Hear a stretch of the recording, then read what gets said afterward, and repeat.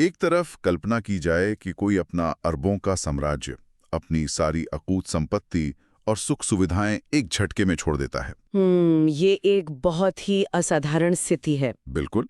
वो भिक्षा का एक साधारण सा पात्र उठाता है और करुणा की तलाश में बौद्ध भिक्षु बन जाता है। जी। और ठीक उसी वक्त दूसरी तरफ कल्पना की जाए उन बड़े बड़े धार्मिक गुरुओं की जो ठोस सोने के सिंहासनों पर बैठकर रेशमी वस्त्र पहनकर आम जनता को उपदेश दे रहे हैं। और वो उपदेश ये होता है कि पैसा ही तमाम बुराइयों की जड़ है। सही कहा। इसे माया बताकर इससे दूर रहने की बात की जाती है। पैसों को लेकर समाज में हमेशा से ये एक अजीब सा पाखंड रहा है। हाँ, एक बहुत ही गहरा विरोधाभास है ये। जी। लेकिन आज हमारी इस वैचारिक चर्चा का केंद्र सिर्फ ये पाखंड नहीं है। आज का हमारा मिशन ये समझना है कि सदियों से हाशिए पर रहे शोषित और बहुजन समाज के लिए इस पैसे का असल मतलब क्या है। और ये समझना क्यों इतना महत्वपूर्ण है, ये भी एक बड़ा सवाल है। बिल्कुल, क्योंकि ये सिर्फ अर्थशास्त्र का विषय नहीं है, बल्कि ये उनके आत्मसम्मान, उनके अस्तित्व और आने वाली पीढ़ियों की सत्ता का सबसे बड़ा हथियार है। मैं पूरी तरह सहमत हूँ। जब हम धन और संपत्ति की बात करते हैं तो हमें ये समझना होगा कि एक शोषित वर्ग के लिए संपत्ति का अधिकार कभी भी सिर्फ भौतिक सुख सुविधाओं तक सीमित नहीं था। तो ये किस चीज से जुड़ा था? ये सीधा सत्ता, निर्णय लेने की क्षमता और समाज में सिर उठाकर चलने की आज़ादी से जुड़ा है। सदियों से जो व्यवस्थाएं काम कर रही थीं, उन्होंने बहुत ही सुनियोजित तरीके से एक बड़े वर्ग को उत्पादन, भूमि और पूंजी के साधनों से पूरी तरह काट कर रखा। जी, एक तरह से उन्हें आर्थिक रूप से पंगु बना दिया गया। बिल्कुल। इसलिए जब आज हम दलित और बहुजन समाज की आर्थिक मुक्ति की बात कर रहे हैं, तो दरअसल हम उस पुरानी जंजीर को तोड़ने के व्यावहारिक तरीकों पर विचार कर रहे हैं। धन और पूंजी के बिना किसी भी समाज का वास्तविक उद्धार संभव नहीं है। ये एक बहुत ही ठोस ऐतिहासिक सत्य है। जी, और ये केवल एक विचार नहीं है, इसे अब पूरी तरह से स्वीकार करने का समय आ गया है। लेकिन इस सत्य को स्वीकार करने से पहले मुझे लगता है हमें उस मानसिक रुकावट को समझना होगा जो समाज के भीतर गहराई तक बिठाई गई है। वो मानसिकता जो धन को लेकर भ्रम पैदा करती है। सही कहा। अगर हम देखें तो पिछले 50 वर्षों में इंसान की जीवन शैली, तकनीक और सोचने के तरीके में जितना बड़ा बदलाव आया है, उतना पिछले 2000 सालों में नहीं आया। बिल्कुल, दुनिया पूरी तरह बदल चुकी है। फिर भी धन को लेकर जो भ्रांतियां हैं वो आज भी कायम है। एक तरफ आम इंसान 2400 घंटे दिन रात पैसा कमाने की जद्दोजहद में लगा रहता है, क्योंकि उसे पता है कि बिना पैसे के बच्चों को अच्छी शिक्षा नहीं मिल सकती। जी। और दूसरी तरफ वही समाज उन लोगों के सामने सिर झुकाता है जो गरीबी और सादगी का उपदेश देते हैं, जबकि वे उपदेश देने वाले खुद विशाल महलों और अकूत संपत्तियों के मालिक होते हैं। यह दोहरा चरित्र काम कैसे करता है? देखिए, ये दोहरा चरित्र कोई संयोग नहीं है। ये बहुत ही सचेत रूप से गढ़ा गया एक मनोवैज्ञानिक ढांचा है। इसे थोड़ा और स्पष्ट करें। अगर हम गहराई से सोचें तो गरीबी का महिमा मंडन असल में शोषित वर्ग को आर्थिक सत्ता से दूर रखने का सबसे पुराना और सबसे कारगर हथियार रहा है। मतलब गरीबी को एक आदर्श बना दिया गया? बिल्कुल। जब किसी वर्ग को बचपन से ये सिखा दिया जाता है कि दरिद्रता में ही पवित्रता है, धन कमाना लालच है या पैसा इंसान को पापी बना देता है, तो वो वर्ग अपनी आर्थिक दुर्दशा के खिलाफ कभी विद्रोह नहीं करता। जी, वो अपनी दरिद्रता को अपना भाग्य मान लेता है। सही कहा। वर्चस्ववादी ढांचों ने इस त्याग की धारणा का इस्तेमाल सिर्फ इसलिए किया ताकि संसाधनों पर उनका एकाधिकार हमेशा बना रहे और मेहनत करने वाला वर्ग कभी पूंजीपति बनने का सपना ही न देख सके। ये बिल्कुल उस जादूगर की तरह लगता है जो मंच पर खड़ा होकर एक हाथ से ध्यान भटकाता है, किसी रहस्यमयी दुनिया की कहानी सुनाता है और ठीक उसी पल दूसरे हाथ से बड़ी सफाई से जेब खाली कर देता है। ये एक बहुत ही सटीक उपमा है। अगर पैसा इतनी ही बुरी चीज है, अगर ये माया वाकई में ठगिनी है, तो ये उपदेश देने वाले खुद इसे अपने पास क्यों जमा कर रहे हैं? वे भोली जनता को ये क्यों कहते हैं कि अपनी सारी संपत्ति गुरु के चरणों में अर्पित कर दो? बिल्कुल। और इस जादूगर वाले खेल की सबसे बड़ी खूबी ये है कि इसमें लोग अपनी मर्जी से अपनी जेब खाली करते हैं, क्योंकि उन्हें लगता है कि वे कोई बहुत ही पुण्य का काम कर रहे हैं। जी, एक तरह का वैचारिक सम्मोहन। हाँ, जब किसी को ये यकीन दिला दिया जाता है कि उसका वर्तमान जीवन केवल कष्ट सहने के लिए है और असली सुख मृत्यु के बाद किसी और लोक में मिलेगा, तो वह व्यक्ति इस जीवन में अपनी स्थिति सुधारने का प्रयास ही छोड़ देता है। वो धन संचय नहीं करता, वो व्यापार नहीं करता। बिल्कुल।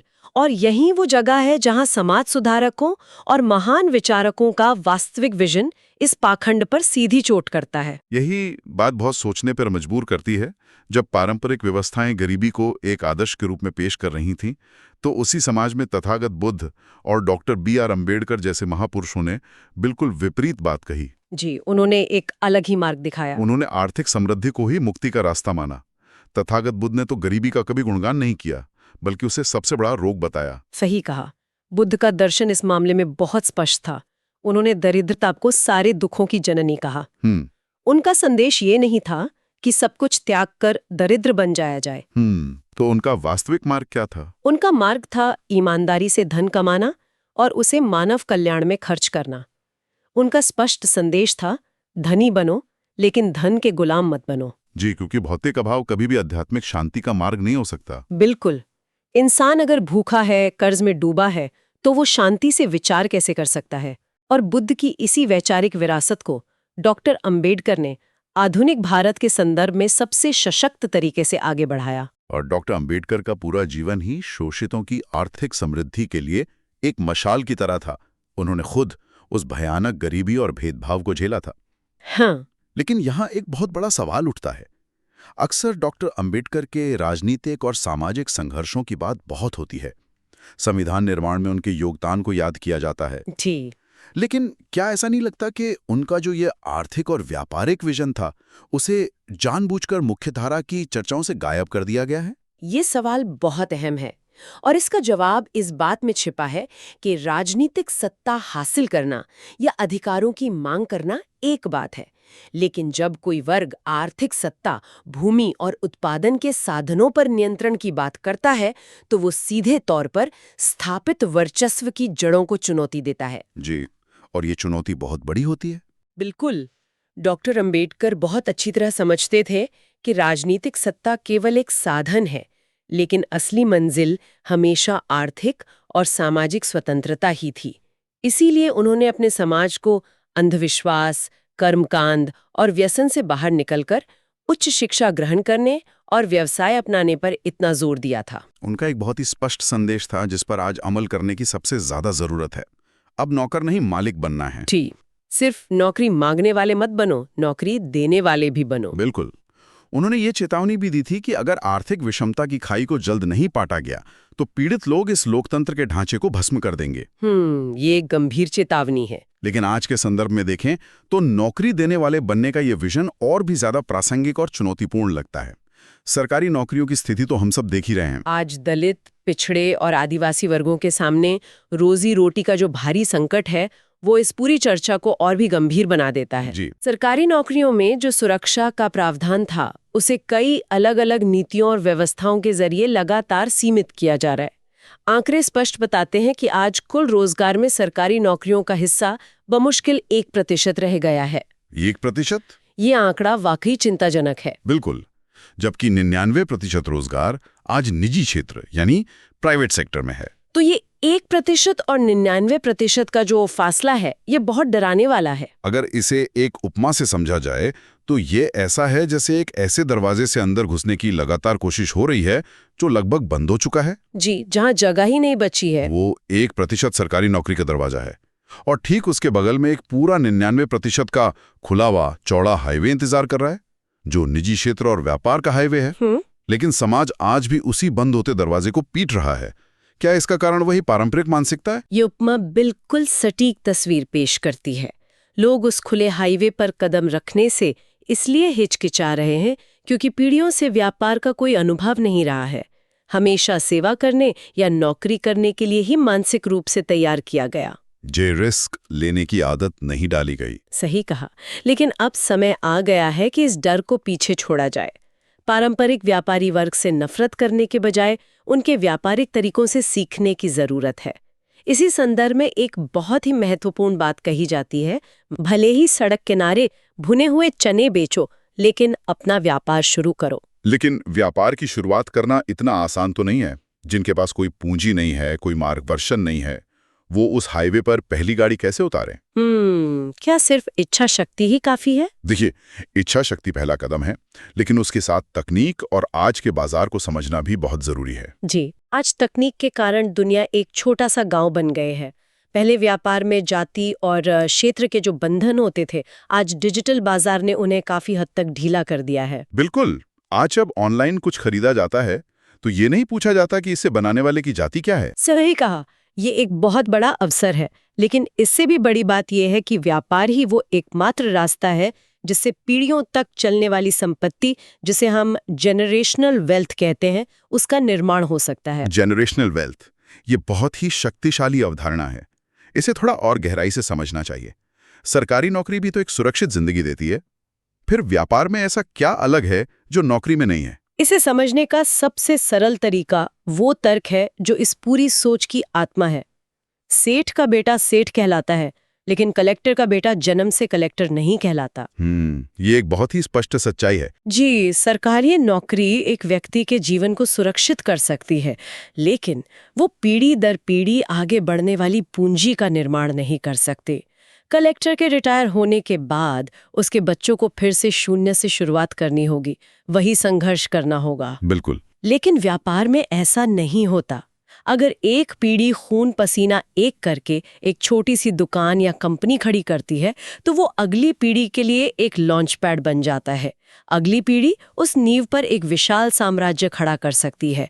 पीढ़ियों तक चलने वाली सत्ता केवल व्यापार से ही खड़ी होती है, वेतन से नहीं। ये एक आंखें खोलने वाला तर्क है, जो कि एक बार ये समझ आ जाए कि उस 99% वाले हाईवे पर चलने से क्या हासिल हो सकता है, तो फिर पीछे मुड़ के देखने का कोई कारण नहीं बचता। जी। लेकिन अक्सर देखा जाता है कि समाज का एक बड़ा हिस्सा आज भी अतीत की शिकायतों में उलझा रहता है। अतीत का ज्ञान होना जरूरी है ताकि जड़ों को समझा जा सके, लेकिन केवल पुरानी व्यवस्थाओं की चीर-फाड़ करने में या ये खोजने में कि हजारों साल पहले क्या अन्याय हुआ, अपना सारा समय और ऊर्जा बर्बाद करने से अब कोई आर्थिक समाधान नहीं निकलने वाला। बिल्कुल। सिर्फ व्यवस्था को कोसने से बैंक खाते में पूंजी नहीं आएगी। सही कहा। ये समझना होगा कि बीपीएल कार्ड, सरकारी सब्सिडी, मनरेगा की मजदूरी और सस्ते राशन की चाह में पीढ़ियों की जिंदगियां बर्बाद करने का समय अब पूरी तरह से खत्म हो जाना चाहिए। ये बात सुनने में शायद थोड़ी कड़वी लगे, लेकिन ये एक जरूरी सच्चाई है। इसे स्वीकार किए बिना कोई भी समाज आगे नहीं बढ़ सकता। क्या इतिहास में ऐसे उदाहरण हैं जहां किसी समुदाय ने बिल्कुल शून्य से शुरुआत की हो और सिर्फ व्यापार के दम पर खुद को स्थापित किया हो? इतिहास ऐसे उदाहरणों से भरा पड़ा है। अब भारत के ही उन समुदायों को देखिए जो आज से महज 60-70 साल पहले विभाजन के समय शरणार्थी बनकर आए थे। जी, उनके पास न जमीन थी, न सत्ता थी और न ही कोई संपत्ति। वे बिल्कुल खाली हाथ थे, लेकिन उन्होंने सरकारी दया या सब्सिडी का इंतजार नहीं किया। उन्होंने अपना रास्ता खुद बनाया। बिल्कुल। उन्होंने व्यापार को अपना सबसे बड़ा हथियार बनाया, मेहनत की, छोटी सी शुरुआत की और आज वे आर्थिक सत्ता के शीर्ष पर बैठे हैं। गरीबी और दरिद्रता से छुटकारा पाने के लिए झूठी आस्था के नाम पर समय बर्बाद करने से बेहतर है कि वो पूरी ऊर्जा, वो पूरा समर्पण शिक्षा और उद्यम में लगाया जाए। सही कहा। और यहीं पर इस पूरी चर्चा का एक बहुत ही संवेदनशील पहलू सामने आता है, जिम्मेदारी, जिसे हम समाज को वापस लौटाना या पे बैक टू सोसाइटी कहते हैं। ये सबसे महत्वपूर्ण हिस्सा है। जब व्यापार और सफलता की बात होती है तो सवाल ये भी है कि जो लोग सफल हो गए हैं उनकी क्या भूमिका है।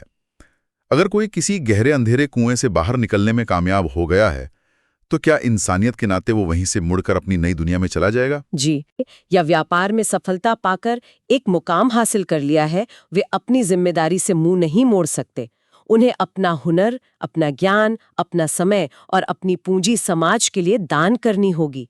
कुएं से बाहर निकलने का मतलब ये नहीं है कि आप भी उसी शोषक व्यवस्था का हिस्सा बन जाए जिसने आपको कभी अंदर धकेला था। जी, अक्सर ऐसा होता है कि पैसे की अंधी दौड़ में इंसान इतना खो जाता है कि वो अपनी जड़ों को ही भूल जाता है। पूंजीपति बनने का मतलब संवेदनाओं को खत्म करना तो नहीं होना चाहिए। बिल्कुल नहीं, और यही वो गंभीर चेतावनी है जिस पर ध्यान देना सबसे ज्यादा जरूरी है। धन कमाना है, व्यापार बढ़ाना है, लेकिन इस प्रक्रिया में अपने समाज और अपने उन लोगों को नहीं भूलना है जो अभी भी उसी संघर्ष में जी रहे हैं। धन को सिर्फ जोड़ते मत जाना, जी, उसका उपयोग समाज कल्याण में, शिक्षा के संस्थान खड़े करने में और अपने ही समुदाय के नए उद्यमियों को सहारा देने में करना है। असली पूंजीपति वो नहीं है जो सिर्फ अपनी तिजोरी भरता है, बल्कि वो है जो खुद भी कमाता है और एक पूरी अर्थव्यवस्था खड़ी करके अपने समाज को भी साथ लेकर ऊपर उठता है। और अगर आज का ये साधन संपन्न वर्ग इस जिम्मेदारी को निभाने से चूक जाता है, अगर वो ये रस्सी नीचे नहीं डालता है, तो भविष्य में इसके क्या परिणाम होंगे? परिणाम बहुत ही निर्मम होंगे। आने वाली पीढ़ियां हमें माफ नहीं करेंगी। ये एक बहुत ही डरावना सच है। जी, जो लोग अपनी आंखों के सामने हो रहे इस विशाल बदलाव को देखकर भी चुप रहें, उन्हें इतिहास माफ नहीं करेगा। दुनिया बहुत तेजी से बदल रही है। अगर आज संसाधनों का सही उपयोग करके समाज का आर्थिक ढांचा मजबूत नहीं किया गया, तो आने वाली पीढ़ियां फिर से उसी दरिद्रता के चक्र में फंस जाएंगी। पे बैक टू सोसाइटी सिर्फ एक नैतिक विचार नहीं है, बल्कि यह अस्तित्व को बचाने की सबसे बड़ी रणनीति है। कि आर्थिक मुक्ति ही सच्ची सामाजिक मुक्ति का एकमात्र रास्ता है। बिल्कुल। तथागत बुद्ध और डॉक्टर अंबेडकर के जो वास्तविक संदेश थे, वे केवल किताबों में पढ़ने के लिए नहीं, बल्कि जीवन में उतारने के लिए थे। उस पारंपरिक मानसिकता से बाहर निकलना ही होगा। जी। अगर समाज में समानता लाने का सबसे बड़ा हथियार वास्तव में पैसा और व्यापार ही है, तो क्या ये संभव है कि आने वाले कल की सबसे बड़ी सामाजिक क्रांति सड़कों पर प्रदर्शन करने से नहीं, बल्कि स्टार्टअप्स और कॉर्पोरेट बोर्डरूम्स के अंदर से शुरू होगी? शायद असली लड़ाई अब उन्हीं बोर्डरूम्स में लड़ी जानी है। अब समय है बहुजन समाज नौकरी मांगने वाला नहीं, नौकरी देने वाला समाज बने।